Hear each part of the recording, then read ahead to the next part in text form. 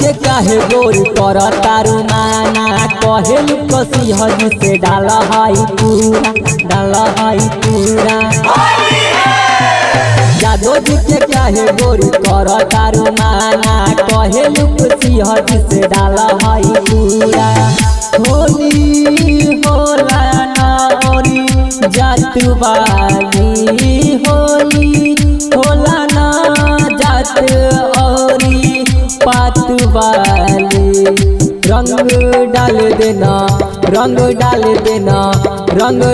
देना ललकी तू लहंगा वाली रंग डाल देना ललकी तू लहंगा वाली रंग डाल देना ललकी तू लहंगा वाली।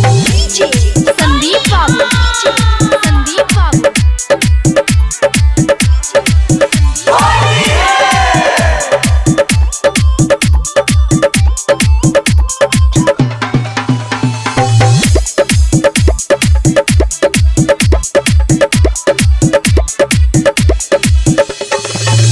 लाल बा लहंगा तोहार लाल बा रंगवा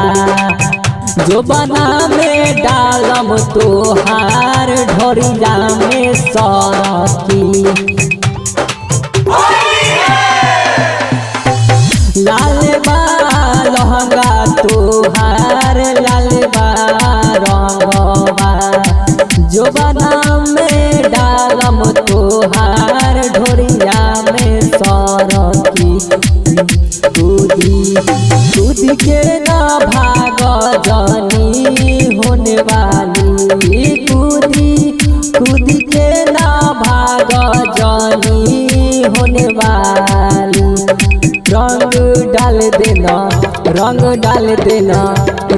डाल देना ललकी तू लहंगा वाली रंग डाल देना ललकी तू लहंगा वाली रंग डाल देना ललकी तू लहंगा वाली। संदीप बाबू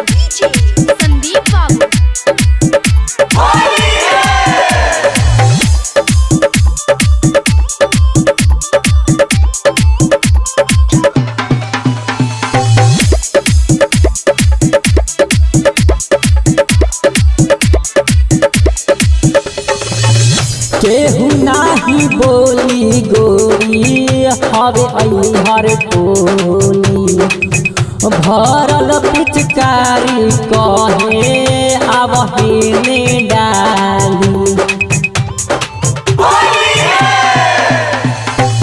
केहू नाही बोली गोरी हवे हर टोली नीरज नजरिया कहे अब हेने डाली राइटर राजन लाल कहे तोहे अब हाली सुनील सरगम कहे तोहे अब हाली रंग डाल देना ललकी तू लहंगा वाली रंग डाल देना ललकी तू लहंगा वाली रंग डाल देना ललकी तू लहंगा वाली।